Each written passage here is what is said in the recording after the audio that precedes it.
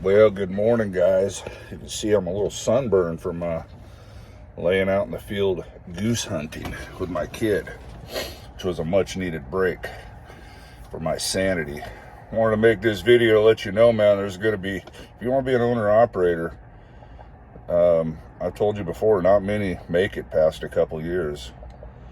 And here's a reason why. I'm at my wit's end. I've worked my butt off and spent a ridiculously stupid, criminal amount of money on parts, if you ask me, to try to get my truck to regen, and I just can't. I don't know why. It may be this air purge valve, I don't know, but that's another $350. So I'm actually at the Freightliner dealer here in town. Never been here, don't know if I bought parts here, I don't know if their techs are any good, but they have Cummins Insight and I don't. So I'm gonna get them. I'm just waiting for them to come out to plug in their computer, try to get my truck to regen, and see if they can tell me why it will not, because the code I get is for that fuel nozzle, which you've seen me replace in the parking lot of Kenworth in Chicago. Plus I have replaced a stupid amount of other stuff trying to resolve this issue, and I just cannot. So you know, I've always advocated not to delete your truck, and certainly if you don't delete it the right way, you can cause a lot more problems than it's actually worth. But when done right, it alleviates a lot of headaches. So I understand why guys do it. I think last year we totaled up, I spent around $13,000 in emissions related problems. I just spent another over $1,500 on this emissions related problem. It's never ending. I know the Prius Starbucks crowd loves it because there's no more black smoke, but we're burning more fuel. That's not good for the environment. And it tells you when the truck's doing the regen to not breathe it in. It says don't park over vegetation because it'll kill it. And God, it stinks to high heaven. So I just don't believe that what's coming out of that tailpipe during a regen is healthier than a little bit of black smoke. Give me a break. So anyways, I'll get out and show you what I've done here. And just wanted to make this video to let you know that it's going to be tough, man. I've been, a couple times I was so frustrated, I was just ready to get out of this for a while, maybe drive for someone else, although I don't think I could do that. Because truck prices are just stupid, and I ain't paying that kind of money. And when it comes to this, a new truck doesn't necessarily solve the problems. The new trucks are in dealerships all the time for emissions related issues. It would solve some of my things I have to fix due to age. It would give me a nicer truck, although Ellie's not bad. And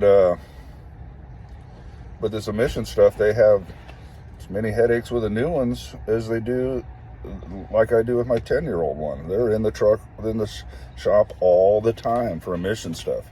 It just doesn't work, and it's a complete financial burden to a guy. So I'll show you what I've done, and we'll wait for the man to come out and plug in and see what he can come up with.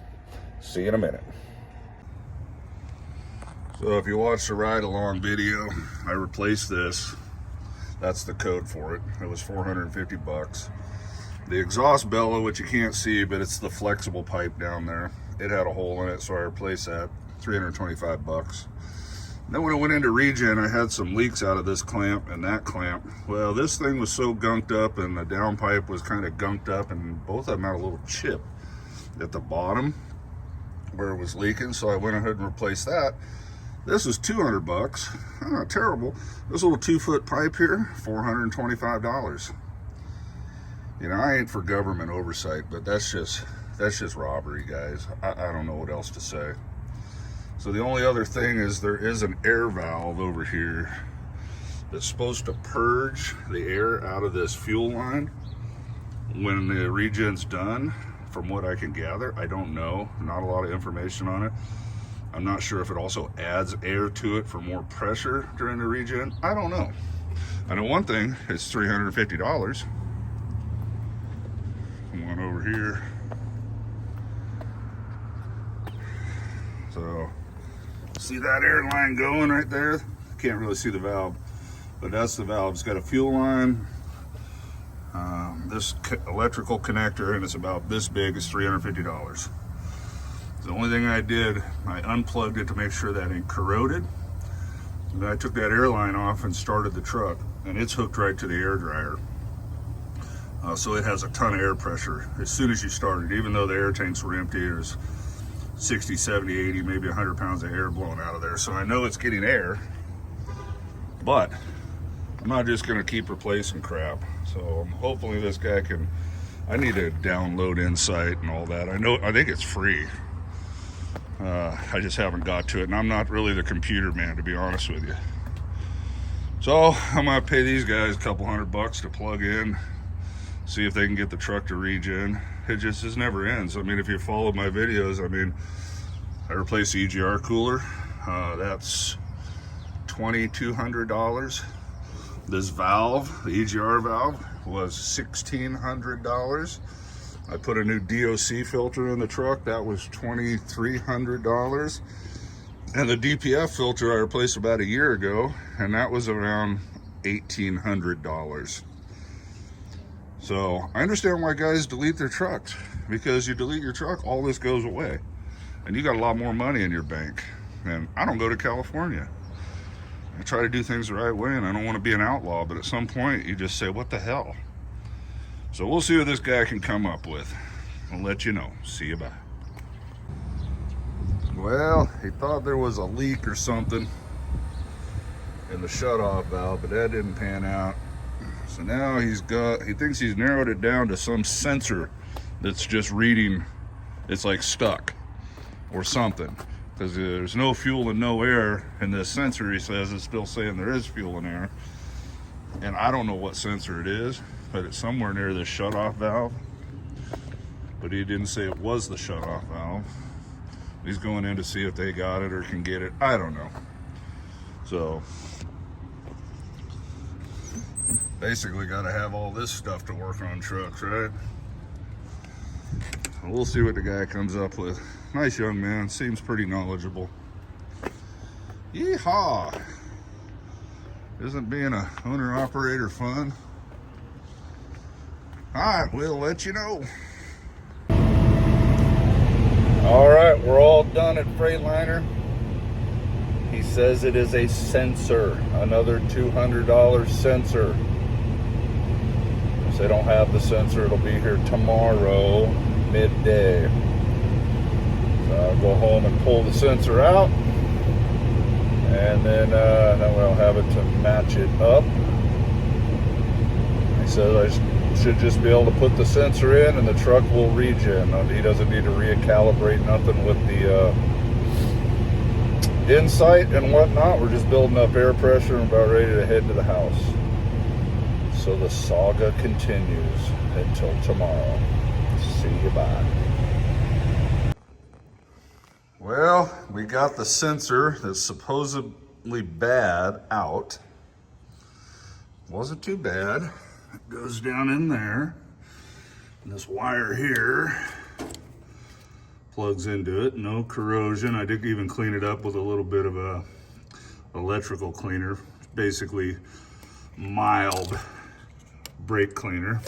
Milder brake cleaner. And I actually found one at a Peterbilt dealer about 30 miles away, so I'm gonna go get one.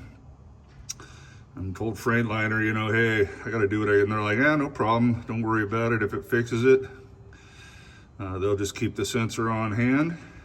But if I get up there and it's the wrong sensor, the other one should be there in the morning. So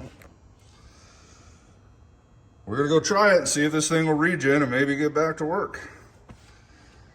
I have my doubts for some reason, but we're gonna find out. All right, see you, bye. All right, we got our new pressure sensor. This is actually the same sensor they use for oil pressure. So we'll put it in there and see if it does it. I don't know, 200 bucks. Doesn't that look like 200 bucks? So we're up to about 2,000 bucks now to try to get the truck to regen. Doesn't that just make you feel warm and fuzzy? All right, we'll give her a try and I'll let you know what happens. Well, this furthest I've got it, so far so good. It's climbing. Those need to reach about 1200 degrees. But it hasn't kicked off yet, so. Still a little white smoke coming out of those exhaust clamps. But that could be normal. To be honest, I never did a regen with the hood open, so I wouldn't have noticed it. We'll let her sit here and see if she goes up. It's home at 9:24. Maybe a little hotter than that. Alright, I'll let you know. By now it would have kicked out, so we'll see what happens. Making progress. See you, bye. Well, we're well in the nines now. I think it's doing what it's supposed to. We're about 10 minutes in, I guess. This takes 30, 40 minutes. There's 1,000. I'll get out and show you, see if you can see this smoke. It's just coming from around the clamps. And I don't know if that's normal, because if the hood was closed, I wouldn't even see it. So, I don't know. It seems to be regenerating correctly, so we'll see what happens. I'll see if this will pick up. Hold on. You're not going to be able to hear me. Most likely.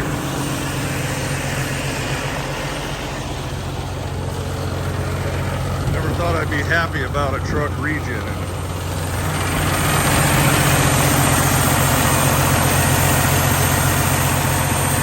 Yeah, it's probably not very good. See down there.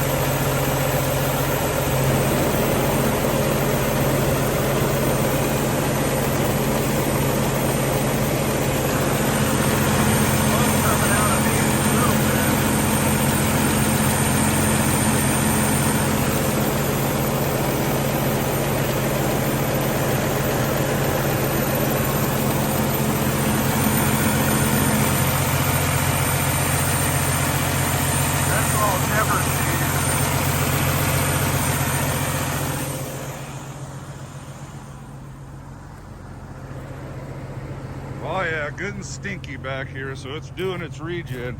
I don't know, you guys, any mechanics out there, or have any in the family? Ask them if it smokes a little out of the clamps. I mean, I tightened them up. I don't know. I'll check when it all cools down. I'm gonna check them again, but I don't really want to go any tighter, man. They'll break. So maybe a little bit of smoke just comes out. I mean, that's a lot of diesel in there, so. All right, we may have had it. I'll wrap this up when I'm all done. Well, regen 1 complete. I'm making it do a second one with my PDI, and I don't see any smoke now, so maybe that DOC or DPF needed to be cleaned out so it could get flow better. I don't know. I think we're good now. I don't see it.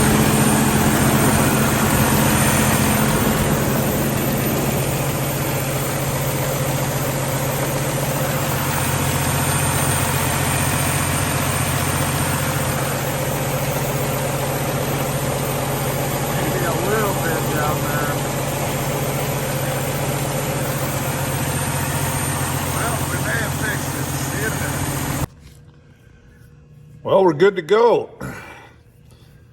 A lot of hours later, a few curse words, a lot of stress.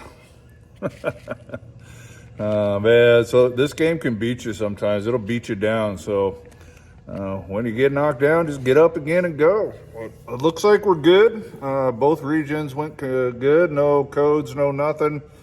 The truck seems happy. So several hours and a couple grand later, we're all tree hugger friendly and ready to go back to work. So actually it's dark now. I wrapped it up around 4:30, but I've been messing around trying to get a new dash camera working.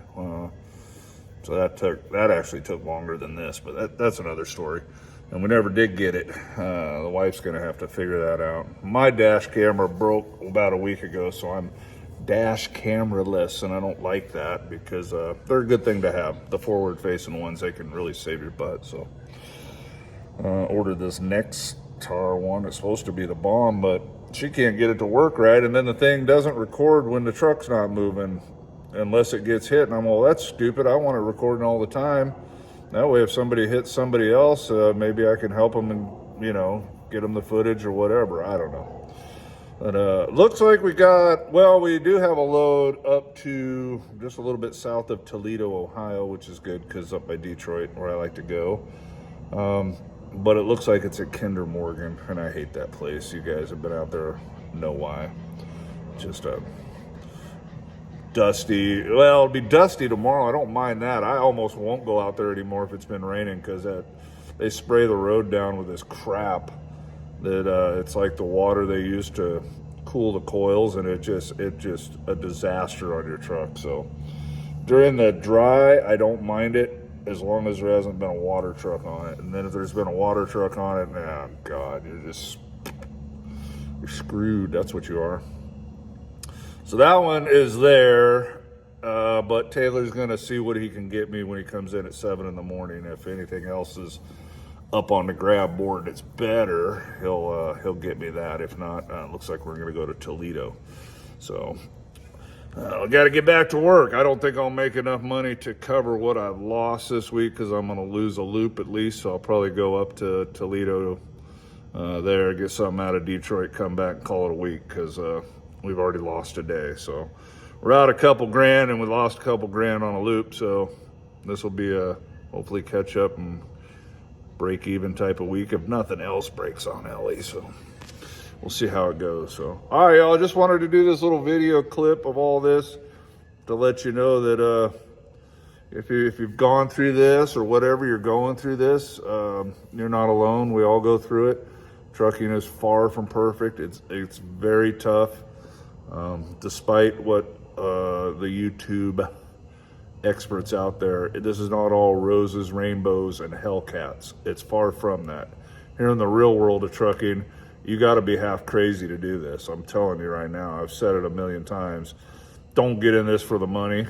And if you don't love this, you will hate it. So if there ain't something about trucks, if it ain't in your blood somewhat, you better go do something else, because this ain't no 9 to 5 make big money. This is a grind, and one thing after another. I mean, there's more reasons not to do this than to do this, but it's a hell of a life. If you love this lifestyle and you love trucks, this is the only thing you can do. And yeah, you can make money. You'll make money. You'll make a living. You ain't gonna get rich, but all right, y'all, God bless you. We're gonna get back to work tomorrow. I'm gonna wrap this up and go in the house and call it a night. I will see you. Bye.